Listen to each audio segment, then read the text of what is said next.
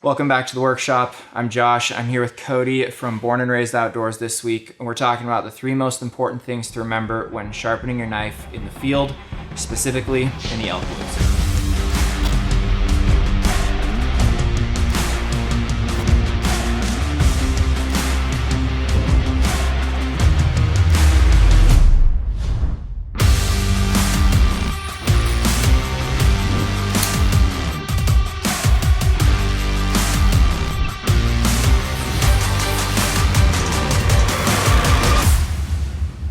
You've got 2 knives you can take into the field.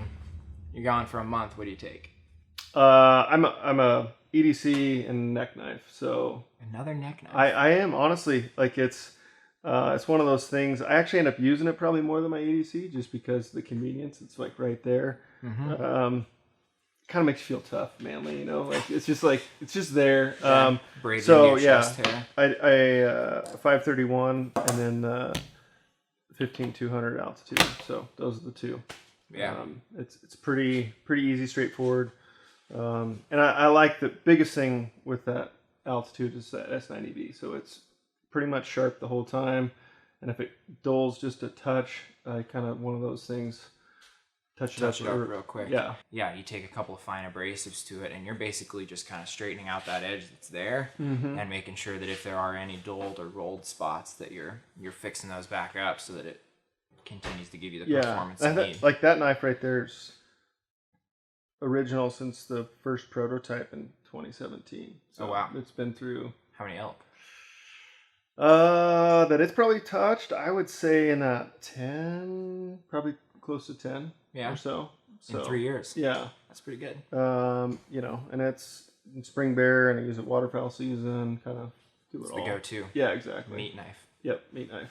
So last week we talked with Trent about some of the things to keep in mind when you're sharpening in the shop. One of the most important ones is to create an angle or create a sharp edge with an angle that you can repeat in the field.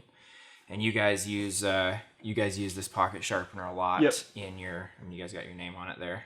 Yeah, it's for us like just having the ceramic, having the diamond if you need.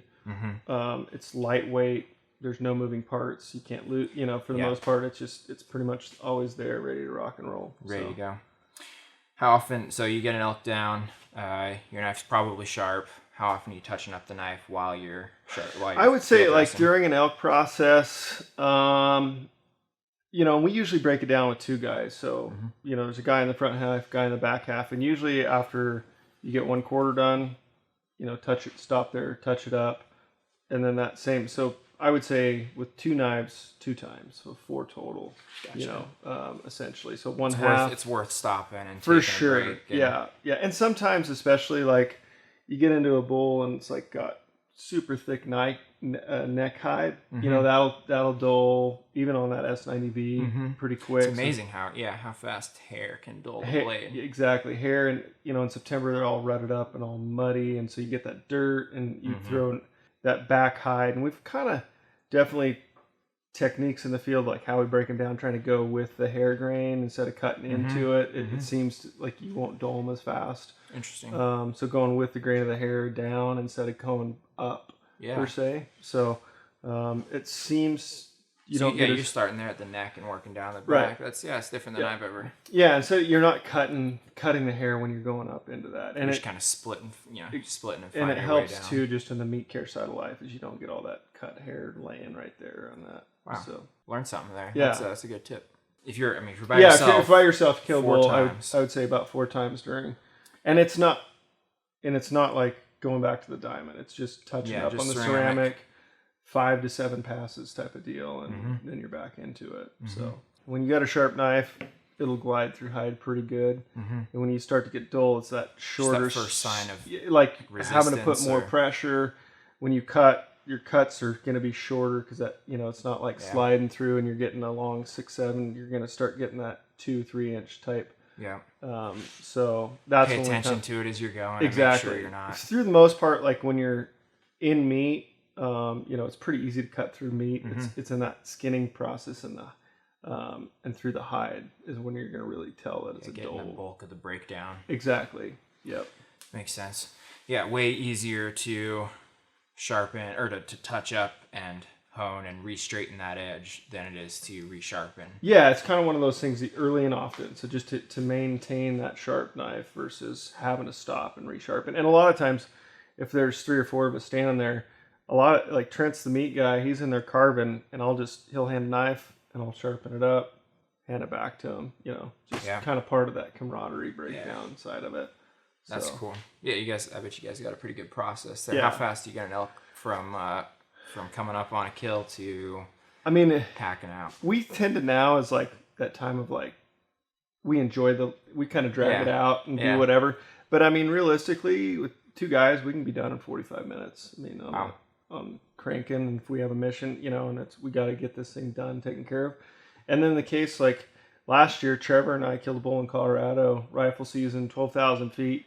And it was cold, miserable, like had to stop and warm. And it took us like 2.5 hours to get with the 2 of us. And it was like trying to be fast just so we could get in a sleeping bag because it was cold. But that's point number 1, early and often. Early and often. That's the key to sharpening in the field. Probably the most important thing. Especially with S90V steel. Most premium steels, S90V being kind of the king of that world and maintaining its edge. Yeah, I think it's one of those it takes a long time to get a dull knife, but it's a process to get it back into that sharp phase. So just touching it up seems to help a lot and in the longevity of that sharp edge. I haven't actually killed an elk, but I've killed several whitetail, and you're up there trying to cut the esophagus out. That's before I guess you guys do the gutless method too. I kind of switched over to that a couple years back, but you get up there to do, you're going by cut feel. The trachea and get the esophagus yanked out of there. And you want a knife that's sharp, primarily because maybe counterintuitive, but we've all heard it. A sharp knife is a safe knife. Absolutely. And I think that's like the second most important thing to remember. Like if you're not, early and often, keep it sharp, but also why do you keep it sharp? Then you're not safety factor. You're not like putting a lot of force to where it finally does cut through or slip off where you're moving. I've heard the horror stories of guys, cutting down and hitting. I remember this specifically when I was in Hunter's Ed. I was 9 years old, and a guy came in and he had killed a bull by himself and almost killed himself. He stuck himself in the femoral while he was taking care of an elk, and luckily he had his belt, got everything taken care of. But that one stuck through. It was just that's brutal.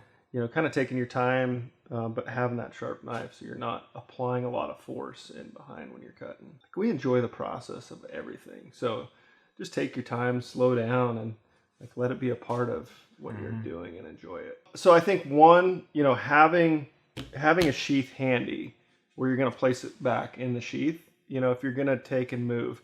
I don't know how many times we've stuck a knife over here or laid it here, and next thing you're moving around, you go to set back down, you can cut yourself, put your knee on the knife or anything like that. So put it back in the sheath, and if you aren't going to sheath it, placing it at a safe distance per se. Number 2, just paying attention when you're with another guy there, like proximity, like, hey, okay, you got this. Okay, what you guys are each working on. Exactly, yeah. Next thing you know, you're just cutting along, and you're right in somebody else's space, and just be cognitive of your buddies while you're taking care of them. Number 3, it kind of goes back to that sheath scenario. Like, just don't just set a knife anywhere. It's pretty easy to be at a kill site, like, where's my knife at? Hold on, guys. So put it back in a sheath or have someone hold on to it, if you're going to be moving around much. So no, knock on wood, we haven't had any traumatic injuries. The worst I think was Idaho a couple years ago, but that was that cutting onion? Cilantro, chopping cilantro with an altitude that, that gotcha. That was trash. Sutures. You vegan? I thought you said that was a meat knife. I had too much to drink. That's blood thinned out. It was pretty bad. Yeah. Yikes.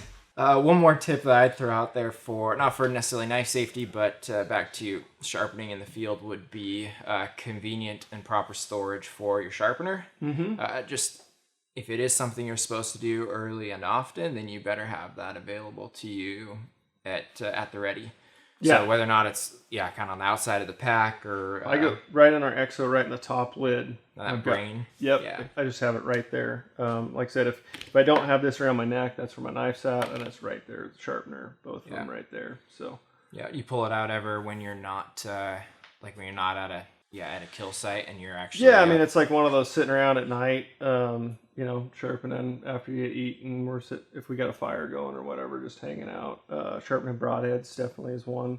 Something I'm always like listening to checking equipment, so pass the time. It's kind of that heritage thing too, you know, doing man stuff, as Trent says. You know? Yeah, probably listen to Trent talk about all the stories of all the big bulls he saw, but didn't shoot.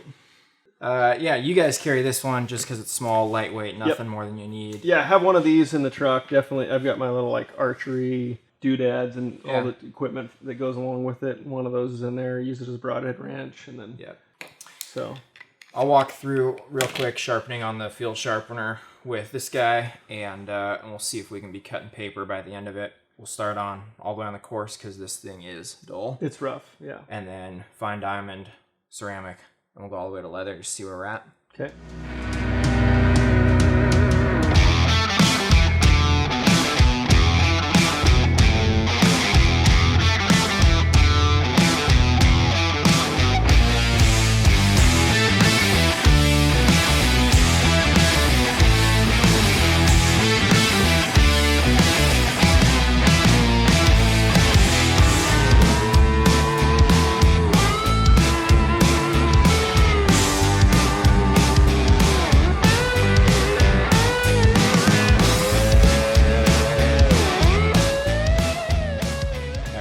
Couldn't leave Kody with a dull knife. And we are nice and sharp. Perfect. Thank you very much. There you go. Sorry about that. Brief recap. The 3 most important things when field sharpening are to sharpen early and often. A sharp knife is a safe knife, especially when your hands are dirty and you're dealing with an animal on the ground. And to make sure you have proper storage for your sharpener, your knife too, as Kody mentioned, keep it in a sheath, keep it safe. But for your sharpener as well, keep it somewhere that's easy to access, somewhere that it's not going to damage the other tools and gear that you're packing. Thanks for watching. We got a cool giveaway. So these guys are going to do a video about how to sharpen broadheads, and go watch that on their channel, Born and Raised Outdoors on YouTube, and leave a comment on their video, subscribe to their channel, and then also make sure you're subscribed to our channel and leave a comment on this video, and we'll pick a winner and we'll send you both of these, the field sharpener and a Born and Raised edition pocket knife sharpener. Sweet giveaway. Appreciate you doing that. If you guys get bored and want to watch content, we've got everything outdoors. So hundreds of videos on our channel, but our whole mantra is to entertain, educate, and inspire. Kind of anything in the realm, but archery elk is definitely our forte. But fishing, waterfowl, turkey hunting, rifle deer, bear, anything like that, we're always kind of out there doing it, chasing it. So teaching along the way. Just like you said, trying to just like sharing our mistakes. If you can do it wrong, we've done it. So hopefully we can prevent you guys from that same mistake. So thank you guys for watching, and we'll see you next week. See ya.